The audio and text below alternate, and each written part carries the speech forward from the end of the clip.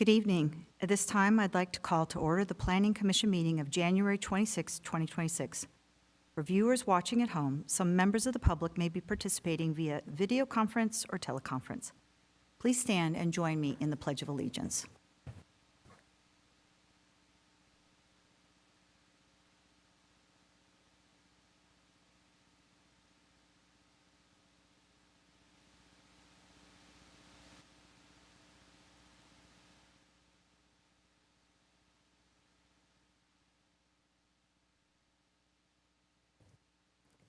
Will the Secretary please call the roll?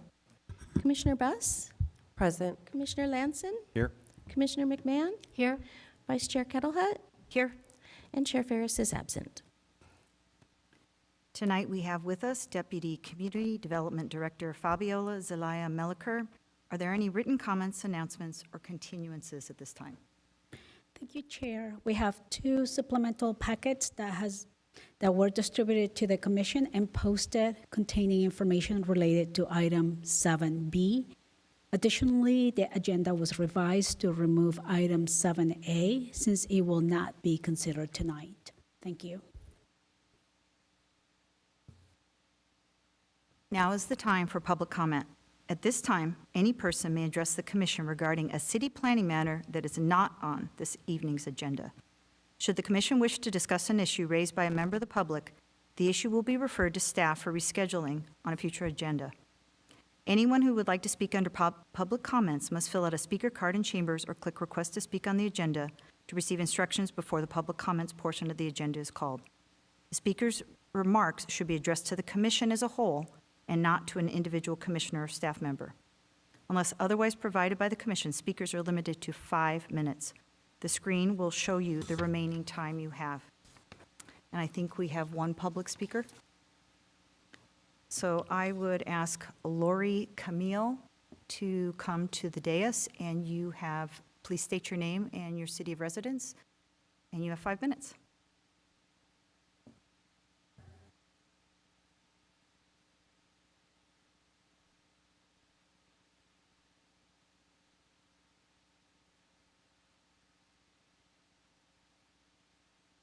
I'm homeowner, and there we go.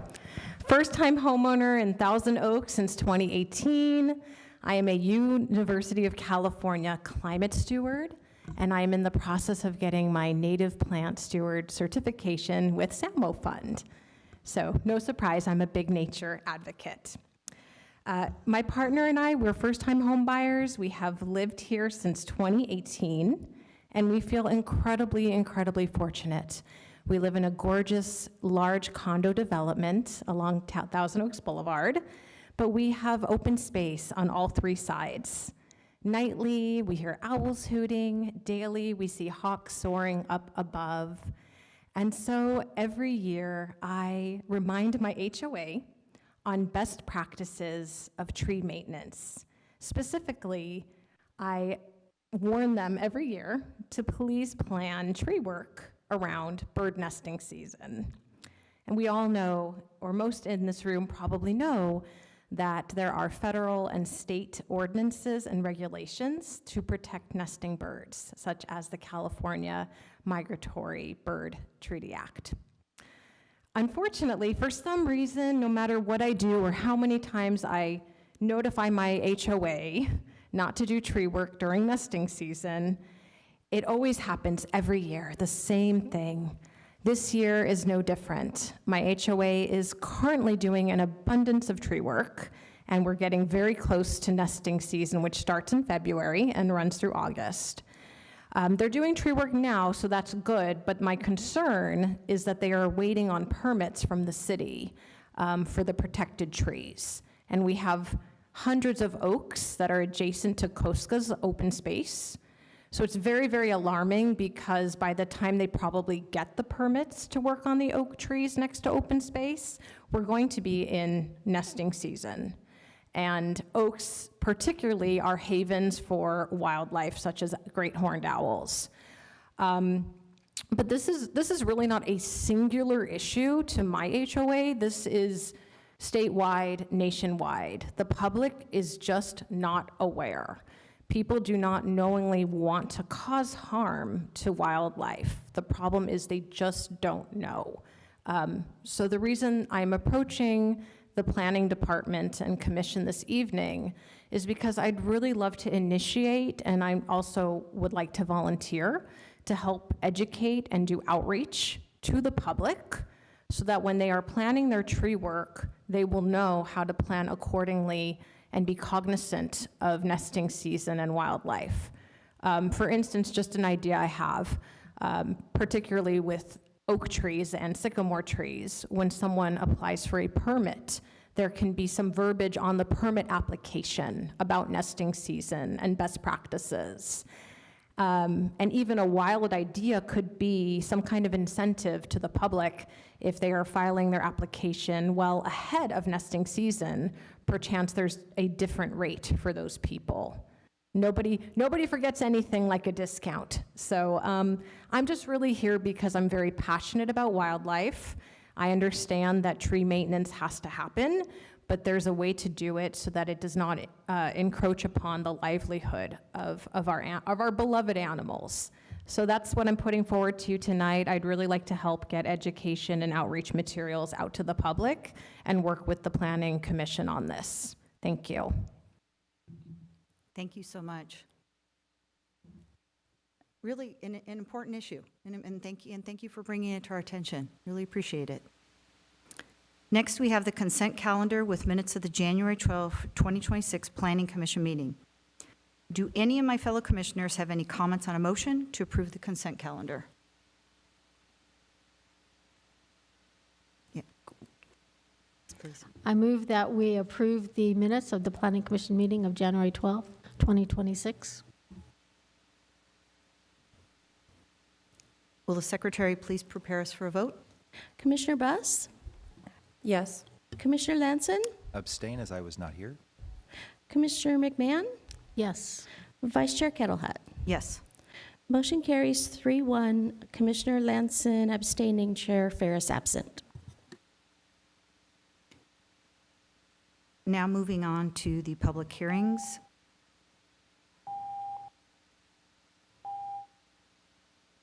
Did I do something wrong? Turn the lectern mic off. Are we good now? All right. All right, 7A was removed from the agenda, so we'll move on to 7B. Are we ready for 7B? Will the clerk please open the public hearing? Hearing having been advertised as required by law is hereby open to consider agenda item 7B, Municipal Code Amendment MCA 2025-70003, to amend Title IX, Chapter 4 of the Thousand Oaks Municipal Code relating to the regulation of accessory dwelling units, ADUs, and junior accessory dwelling units, JADUs, by updating Title IX, Chapter 4, Article 45, accessory dwelling units, to be consistent with state law. Find that initiating an MCA for changes to the city's zoning code is an action exempt from the California Environmental Quality Act, CEQA, pursuant to Public Resources Code Section 21080.17, which specifically finds that CEQA does not apply to the adoption of an ordinance by a city to implement the provisions of Article 2, commencing with Section 66314 relating to ADUs, or Article 3, commencing with Section 66333 relating to JADUs of Chapter 13 of Division 1 of Title 7 of the California Government Code, and recommend to City Council adoption of the updated ADU ordinance. Located citywide, the applicant is the City of Thousand Oaks. Thank you. Presenting on behalf of staff is Community Development Tech, Matthew Mateo. Good evening, Vice Chair and fellow members of the Commission. Staff will be presenting tonight's item on the Municipal Code Amendment.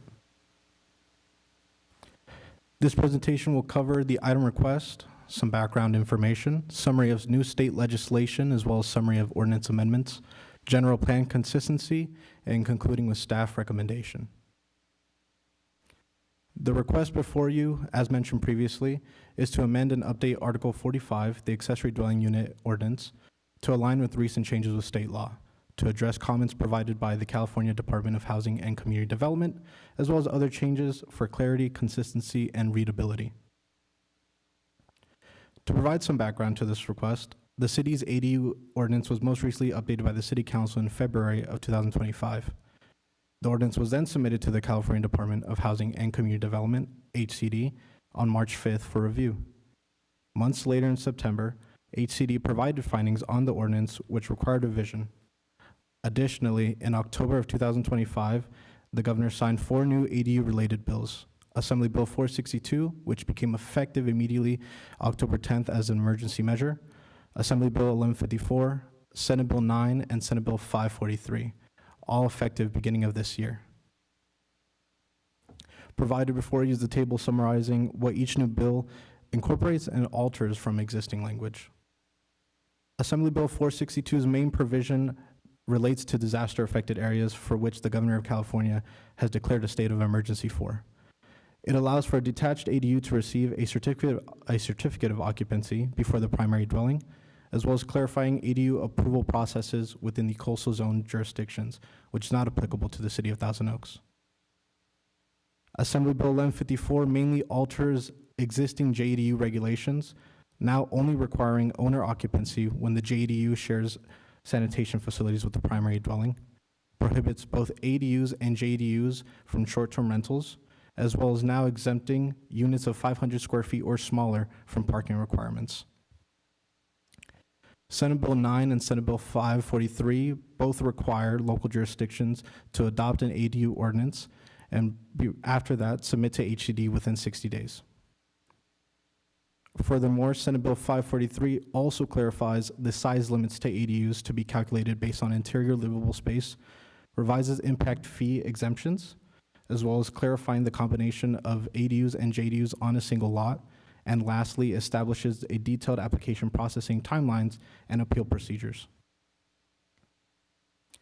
The purpose of the proposed amendments to Article 45 are intended to provide updates to certain sections applicable to state law, improve readability by reorganizing the current structure of the ordinance, as well as clearing areas of redundancy to improve clarity and consistency. The next slides will delve into these changes. Pursuant to Senate Bill 543, Article 45 now incorporates a clarified ADU application and appeal process. Staff must now determine whether an application is complete within 15 days of submittal and within 15 days of any resubmittal. The previous language had application processing to be completed within 30 days. Applicants are now provided a written appeal process if an application is deemed incomplete or denied. The appeal must be submitted to the city within 10 days of issuance of the written appeal and is to be heard by the Planning Commission.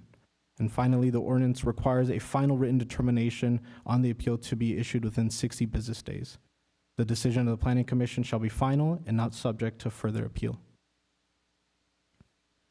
Assembly Bill 1154 revises current standards of JADUs, and as part of implementing that bill, staff took the opportunity to reorganize how JADU standards are presented in the municipal code. The code now reflects owner occupancy requirements if the unit were to have shared sanitation facilities, and rather than having JADU requirements spread across multiple sections, such as in the current iteration, the proposed ordinance consolidates all JADU development standards and requirements into a single dedicated section. This reorganization does not expand or reduce development rights. Its purpose is to improve clarity and consistency with state law. The proposed ordinance also includes a broader cleanup throughout Article 45. The ordinance updates all references to unit size or floor area to instead use the term interior livable space, which aligns with SB 543 and current state law terminology. The ordinance also clarifies where ADUs are permitted by including residential designated specific plan areas, in addition to residential and mixed-use zones. The ordinance has also been restructured to improve readability and usability. Sections that apply broadly to all ADUs, such as parking, fees, utilities, fire sprinklers, occupancy and conveyance, and the location and number of units, were moved earlier in the article. Those sections are inclusive of all ADU types, so placing them up front provides context before getting into the more detailed standards. The ordinance then proceeds linearly into development standards and objective design standards, concluding with the state-mandated ADU provisions and the new JDU section. This linear structure reflects how applications are reviewed and improves clarity for both applicants and staff.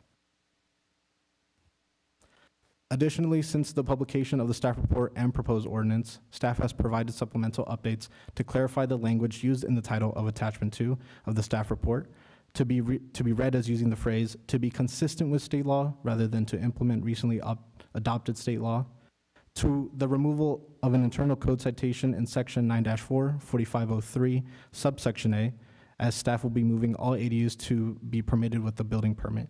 The current language has different distinctions as to what kind of ADUs can be permitted by a building permit only.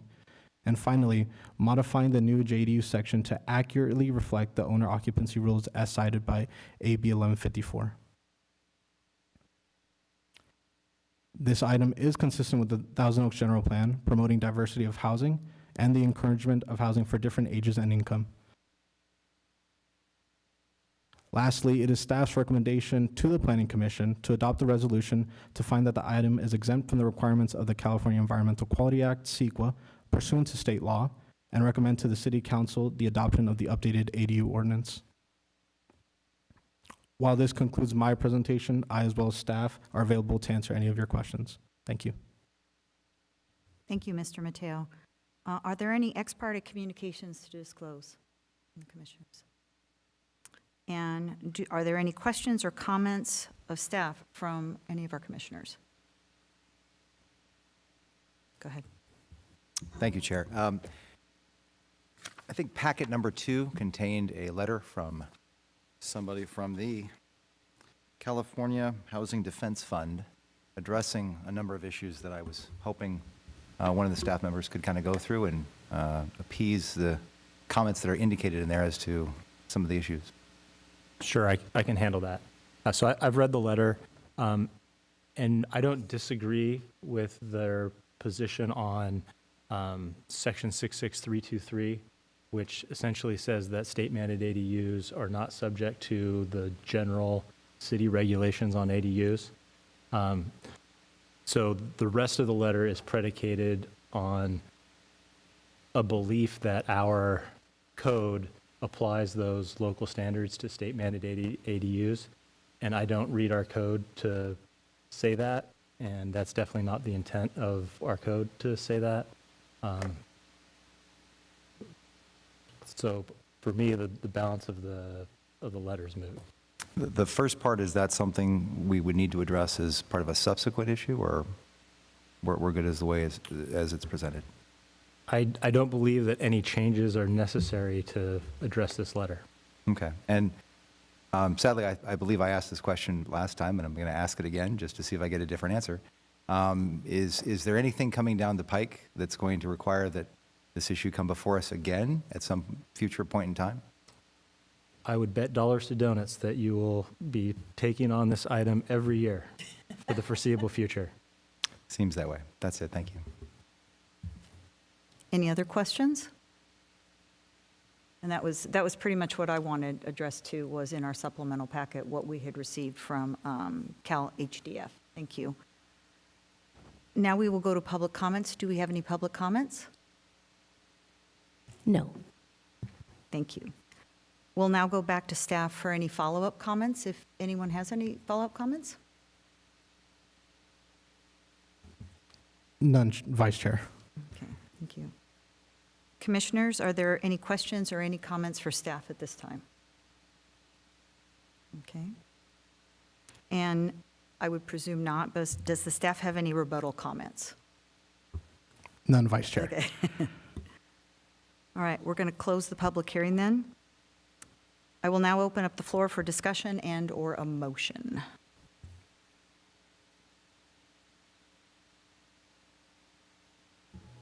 Okay, you do it one time and then they keep coming back. All right, so I move that, I'm going to read all of this, right? I move that we find that initiating a municipal code amendment for changes to the city's zoning code is an action exempt from the California Environmental Quality Act pursuant to Public Resources Code Section 21080.17, which specifically finds that CEQA does not apply to the adoption of an ordinance by a city to implement the provisions of Article 2, commencing with Section 66314. Am I reading the right? Okay. relating to accessory dwelling units, or Article 3 commencing with Section 66333 relating to junior accessory dwelling units of Chapter 13 of Division 1 of Title 7 of the California Government Code. And I recommend to the City Council we recommend to the City Council the adoption of the updated ADU ordinance approving MCA-2025-70003 to amend the Thousand Oaks Municipal Code relating to the regulation of accessory dwelling units and junior accessory dwelling units by updating Title IX, Chapter 4, Article 45, accessory dwelling units to align with the recent changes in state law. Okay. Any comments on the motion? Yes. Yes, Chair. I appreciate and commend the state for trying everything possible to create new housing opportunities. I am concerned that this one-size-fits-all concept that we keep having to kind of jump through hoops to make sure that we're staying up to date is a constant issue in terms of trying to make sure we're satisfying state requirements while also trying to make sure that we're passing things in a way that fit with our current codes. And I'm just hoping this doesn't kind of leapfrog into other things that we have to snap to try to sit there and make sure we're staying up to date as quickly as possible, especially with regard to now an appeal process that seems, in my opinion, very unreasonable in terms of the timing on both the staff and also the applicant. So again, much my concern, but I support the motion.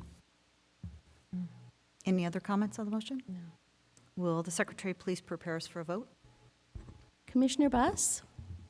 Yes. Commissioner Lanson? Yes. Commissioner McMahon? Yes. Vice Chair Kettlehut? Yes.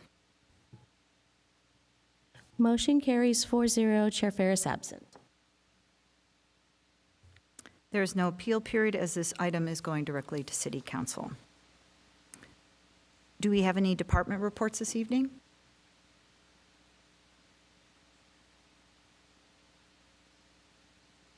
I'm going to say that's a no.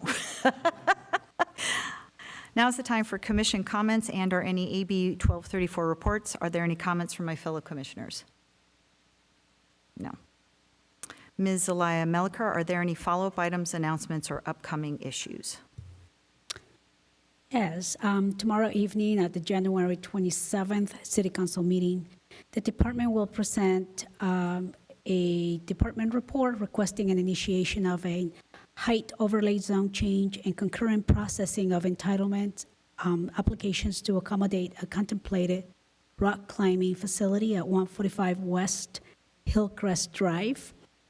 And on the consent calendar, there will be two items. A first amendment to professional services agreement with CSG for preparation of the environmental document for the downtown Thousand Oaks project and development agreement status review. On February 10th City Council meeting, the Community Development Department update will be provided. And looking forward for Planning Commission items, there are no items scheduled to date for the February 9th meeting. And on February 23rd, we will have our Planning Commission reorganization and a public hearing to consider a request to allow a fitness club to operate 24 hours a day in an existing retail space at the former Bath and Beyond within a 10.63 acre shopping center. And that concludes all the updates. Thank you. We will now adjourn to the next meeting on February 9th, 2026 at 6 p.m.